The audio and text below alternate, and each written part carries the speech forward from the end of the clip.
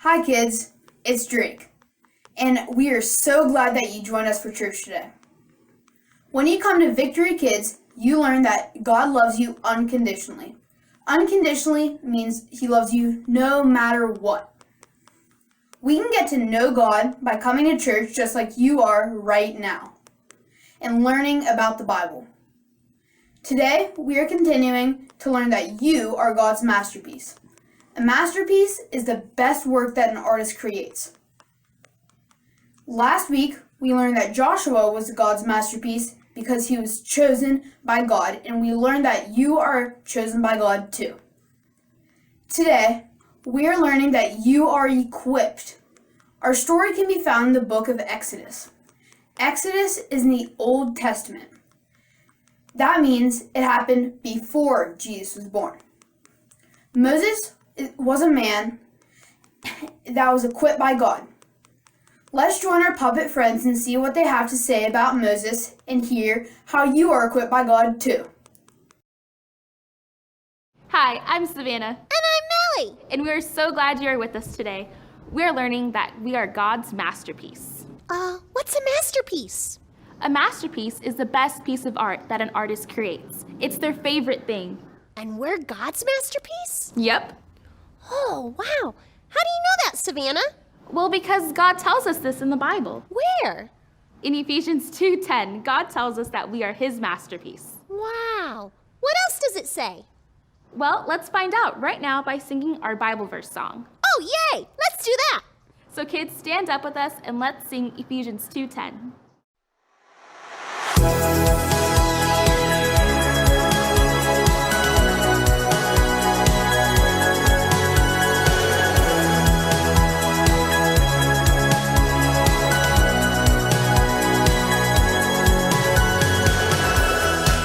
For we are God's masterpiece. He has created us anew in Christ Jesus, yeah. So we can do the good things He planned for us long ago. Ephesians 2:10.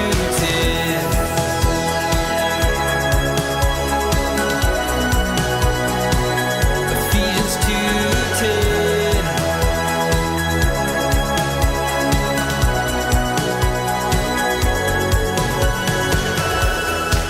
For we are God's masterpiece. He has created us anew in Christ Jesus, yeah. So we can do the good things He planned for us long ago. Ephesians 2:10.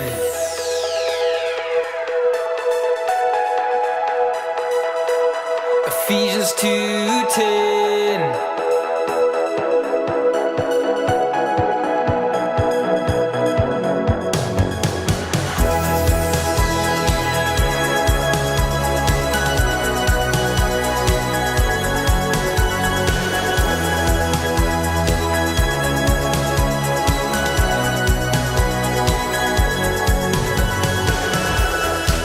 For we are God's masterpiece. He has created us anew in Christ Jesus, yeah. So we can do the good things He planned for us long ago. Ephesians 2:10.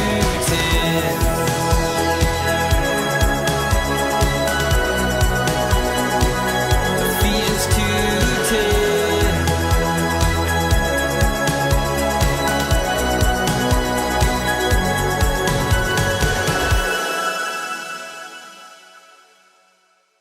Great singing and dancing. You can all sit down. Savannah, that was a great verse. It said something about how God has a plan for me. A good plan. That's right. God has a great plan for you and for all of you kids. But how can God have so many plans? That's a lot of things for him to remember. Well, God is amazing. He has made lots of plans for lots of people for a long time. We see his plans all over the stories in the Bible. Oh, Savannah, will you show me a Bible story right now? I want to see God's good plans. Sure, let's watch a story from the Bible and see what we can learn about how we are God's masterpiece. Everyone, make sure your thinking caps are on. And your listening ears. Let's watch our story. God's masterpiece. Moses. This is Moses. Heyo. Moses was an Israelite boy born in Egypt in a time when Israelite boys were not supposed to live. Wait, huh? The Israelites were slaves to the Egyptians.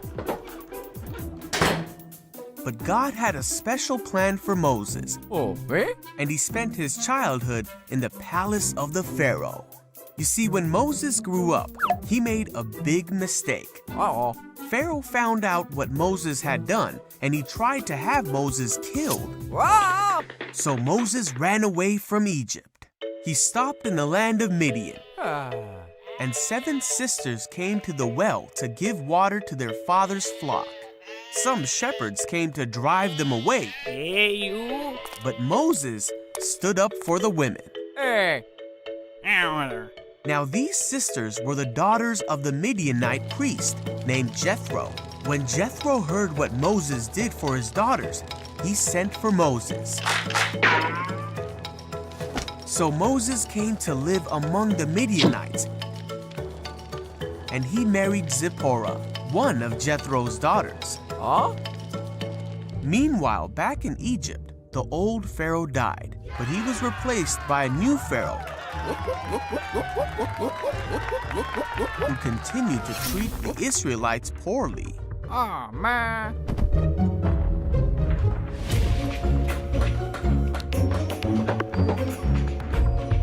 The Israelites cried out to God because of the terrible things that the Pharaoh made them do. God heard these people and knew it was time to act.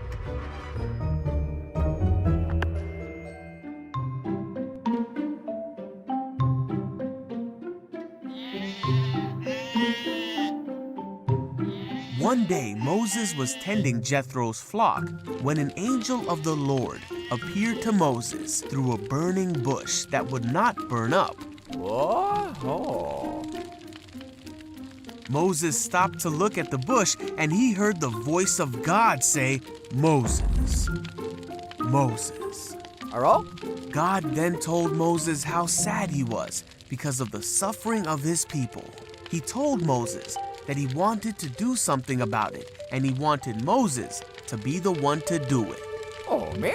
But Moses did not think he was the right person to go. God said, "I will be with you." Morning.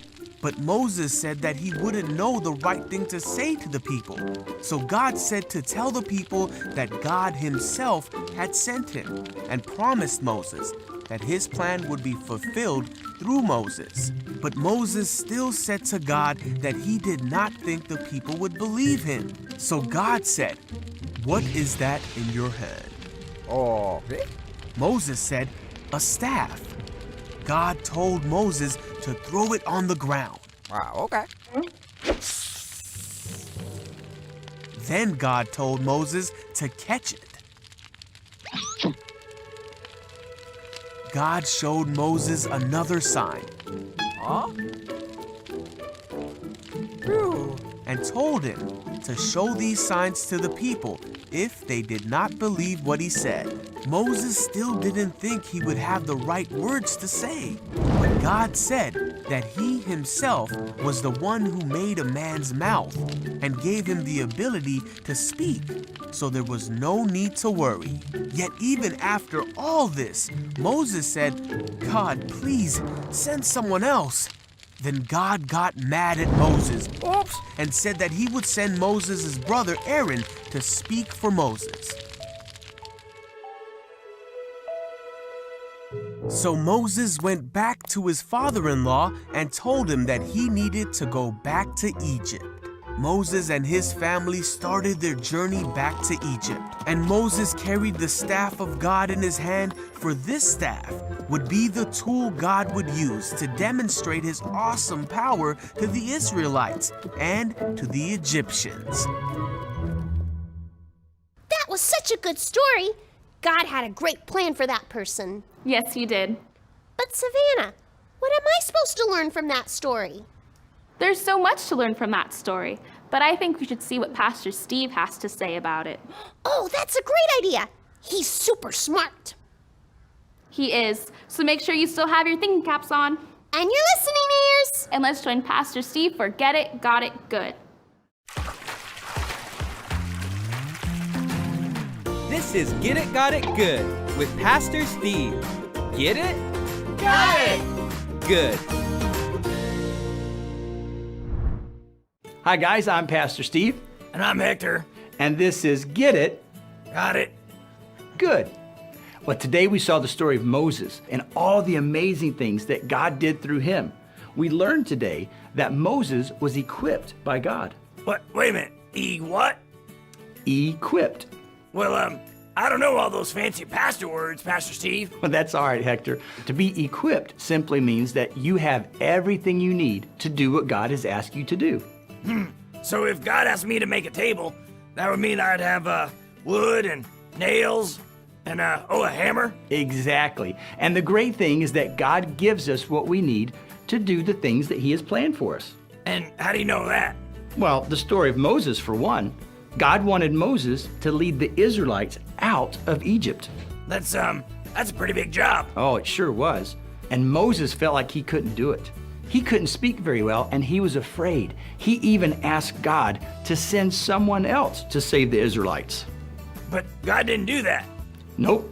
Instead, God gave Moses exactly what he needed to do what God had asked. And he will do the same thing for us. Well, how do you know that? Well, because this is a promise that he gives us in his word. You see, our Bible verse in Ephesians 2:10 says that God has created us to do the things that he planned for us. That means that God has made us able and equipped to do the things that he planned for us. So, like, if I made a chair, people would be able to sit on it. Yep, and the same is true for you guys.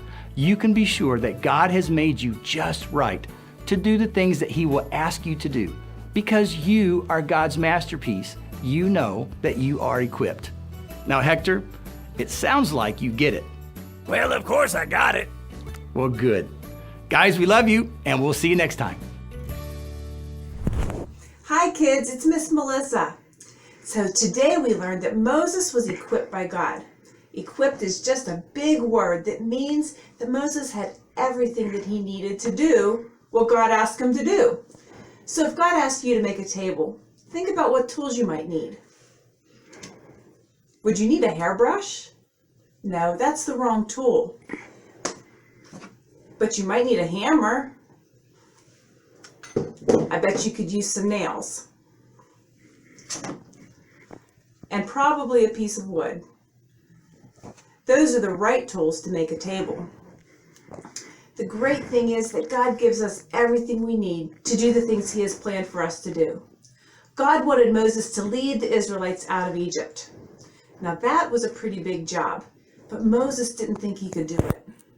He couldn't speak very well, so he thought there was probably somebody else better to do the job. He thought he wasn't equipped to do the job. But God didn't want someone else. He chose Moses, and he gave Moses everything he needed to do what God had asked. God will do the same thing for you. It's a promise that God gives us in his word. Our Bible verse is in Ephesians 2:10, and it says that God created you to do the things that he planned for you to do. That way we can be sure that we are able and equipped to do the plans God has for us to do. God has made you just right to do the things that he asks you to do, because you are God's masterpiece. I think I got it now. I am God's masterpiece, and God made me special for a special reason. Thanks, God! Good, Melly. God did make you special. And kids, He made you special too. You are His masterpiece. God created you to do the good things that He has planned for you. God loves you all so much. And so do we. We'll see you next time. Bye! Here's some questions for you to discuss so you can better understand today's lesson. Pause this video after each question and discuss it. If you had to bake a cake, what things might you need? Could you make it with the right ingredients? Would God ask you to do something without giving you the right skills and tools needed to do it?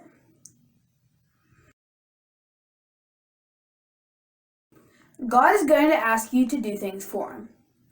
What skills has He given you to do the things He asks you?